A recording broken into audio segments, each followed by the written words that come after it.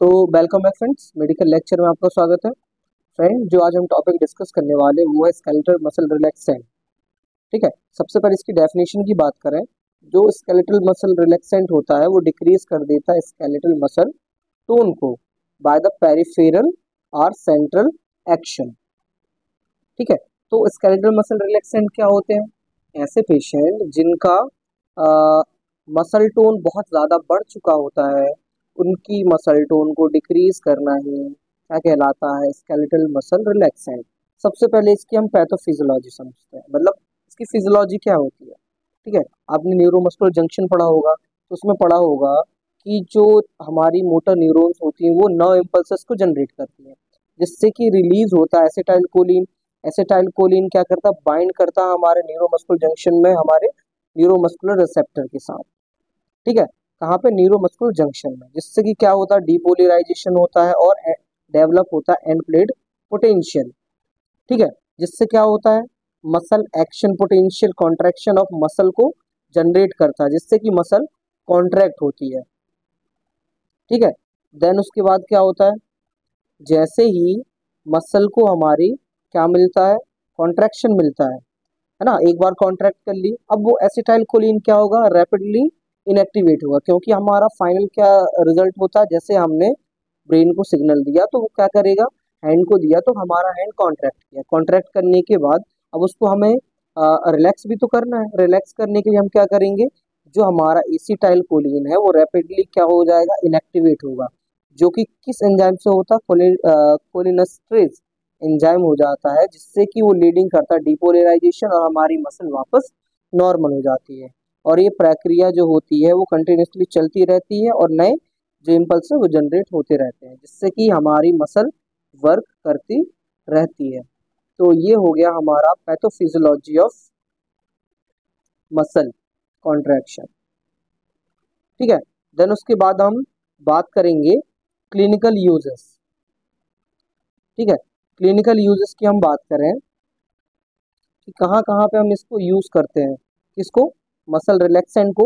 तो clinical use की बात करें तो मसल स्पाज्म, जैसे किसी को स्पाज्म आ गया बहुत ही ज्यादा, वहां पे स्ट्रेन स्प्रेन में यूज करेंगे, पेन में हम यूज करेंगे और हाइपर रिफ्लेक्सिया में हम इसको इस्तेमाल करते हैं। ये हमारा क्लिनिकल यूज हो गया। ठीक है, देन उसके बाद हम बात करेंगे थोड़े से इसकी टर्म की बात कर ले और क्या क्या टर्म्स होते हैं। देन उसके बाद हम उसकी मसल की बात करेंगे, मसल रिलैक्सेंट की ड्रग की बात करेंगे। जैसे कि स्पाज्म क्या होता है बेसिकली। ठीक है, मसल क्या होता है? मसल स्पाज्म की हम बात करें, एबनॉर्मल कॉन्ट्रैक्शन, तो हम क्या बोलते हैं? स्पाज्म। क्रैम्प क्या होता है हमारा? पेनफुल और स्पाज्मेटिक कॉन्ट्रैक्शन को हम क्रैम्प कहते हैं। ट्रमर क्या होता है?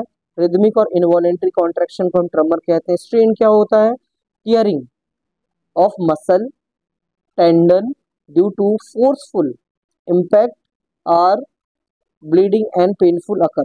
क्या होता है? टियरिंग मतलब मतलब खिंच जाना, है ना। मसल या टेंडन का एक्सेसिव खिंच जाना, उसे हम क्या बोलते हैं? स्ट्रेन।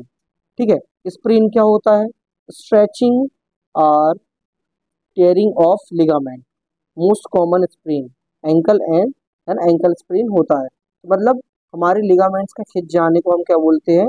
स्प्रेन। ठीक है, हम इसको याद करने का सबसे सिंपल फॉर्मूला है स्ट्रेन। स्ट्रेन में क्या आ रहा है हमारा? टी। तो टी से हम याद सकते हैं टेंडन। मसल और टेंडन का जो टीयरिंग होता है उसे हम स्ट्रेन कहते हैं।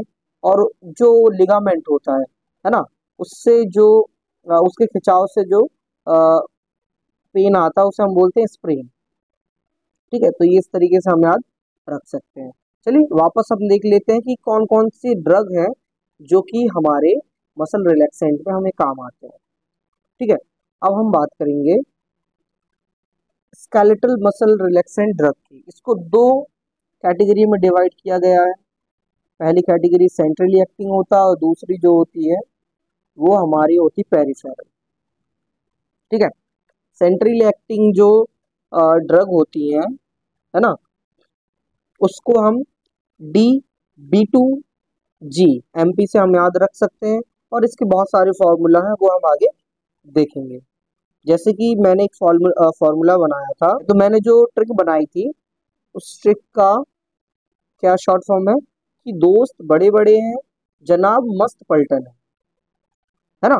तो इस शॉर्ट फॉर्म से भी हम याद रख सकते हैं, जैसे कि सेंट्रल एक्टिंग की बात करें, सेंट्रल एक्टिंग में जो ड्रग आती हैं वो होती है हमारी डाइजिपाम, बेंजोडाइजिपाम हो गया, ठीक है। उसके बाद बैक्लोफेन, ठीक है। उसके बाद हमारी कॉर्सिप्रोडोल, ठीक है। उसके बाद हमारी गावापेंटिन।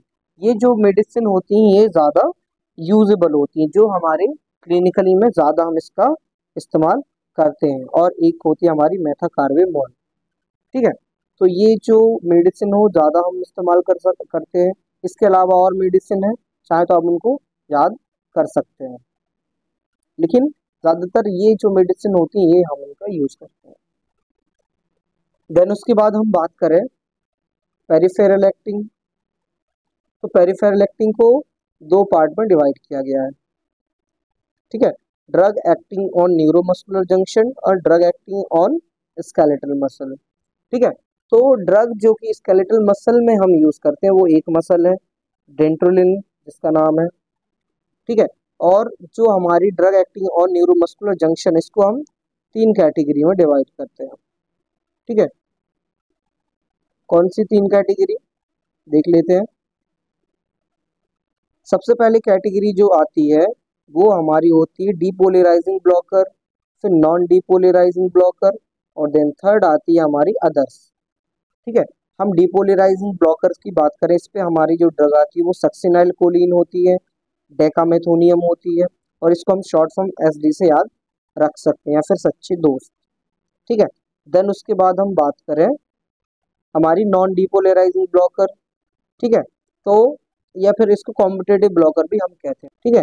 नॉन डीपोलराइजिंग ब्लॉकर, इसमें जो मेडिसिन आती हैं, जो ड्रग आती हैं, वो होती है हमारी पेनक्यूरोनियम, डेक्सम डॉक्साक्यूरोनियम और पीपक्यूरोनियम, ठीक है। ये हमारी कौन सी होती हैं, ये हमारी लॉन्ग एक्टिंग होती हैं,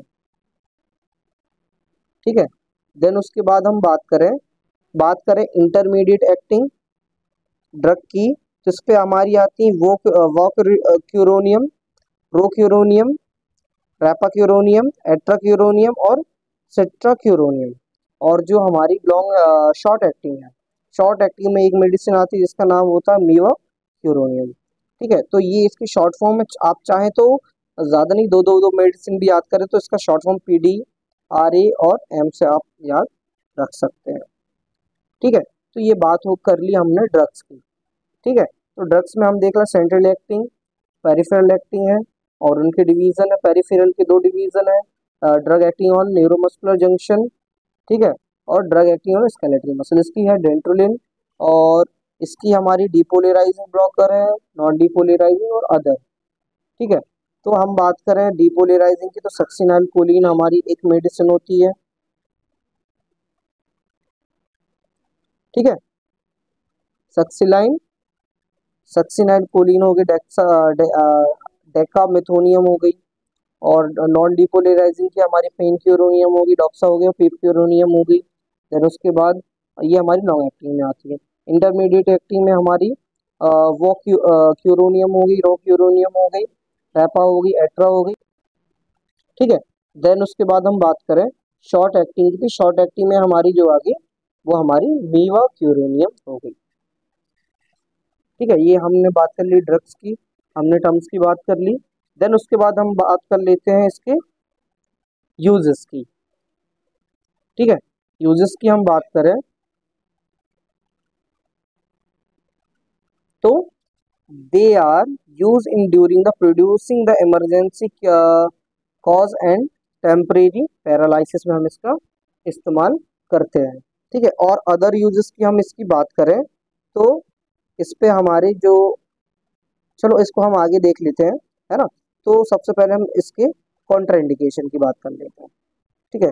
कॉन्ट्राइंडिकेशन की बात करें तो कॉन्ट्राइंडिकेशन क्या होता है कि they should be continue to avoid the activity that required the alertness, example driving because of drug can cause confusion and drowsiness. देखो हमें ऐसे पेशेंट को ये ड्रग नहीं देनी है जो क्या कर रहा हो एक्टिविटी, जैसे ड्राइविंग ड्राइविंग कर रहे हैं तो आपको प्रॉपर अटेंशन चाहिए, यदि आप ये मेडिसिन लेकर ड्राइविंग करेंगे तो आपको ड्राउजीनेस और कंफ्यूजन हो सकती है, जिससे एक्सीडेंट हो सकता है।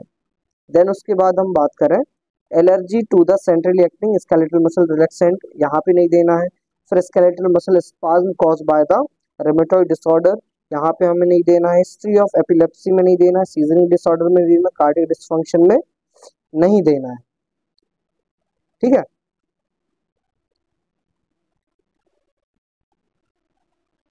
देन उसके बाद हम बात करें तो कहाँ नहीं देना, एक और हेपेटाइटिस और रीनल डिसफंक्शन में ये ड्रग नहीं देना। देन उसके बाद हम इसके साइड इफेक्ट की बात करें कि ड्रग से कौन कौन से साइड इफेक्ट हो सकते हैं। ठीक है, तो हम बात करें, सबसे पहला हमारा होता है साइड इफेक्ट, डिप्रेशन हो सकता है, ड्राउजीनेस हो सकता है, fatigue, weakness, confusion, headache, insomnia, है ना, हाइपोटेंशन हो गया, एरिथमिया हो गया, ठीक है, नोजिया हो गया, ड्राइंग माउथ हो सकता है, एनोरेक्सिया हो सकता है, कॉन्स्टिपेशन हो सकता है। ये इसके क्या हो गए, साइड इफेक्ट हो गए। ठीक है, देन उसके बाद हम बात करें यूजेस। यूजेस की बात करते हो, मसल स्पाज्म में दे सकते हैं, एंजाइटी में दे सकते हैं, टेंशन में दे सकते हैं, ठीक है, टिटनेस में दे सकते हैं और कन्वल्सन में हम दे सकते हैं। तो ये हो गए हमारे क्लिनिकल यूजेस। तो ये हमने बात कर ली मसल रिलैक्सेंट की। ठीक है, तो होप ये वीडियो आपको इन्फॉर्मेटिव लगी हो। इस वीडियो को ज़्यादा ज़्यादा लाइक, कमेंट, चैनल को सब्सक्राइब करें। मिलते हैं नेक्स्ट वीडियो में, जब तक लिए धन्यवाद।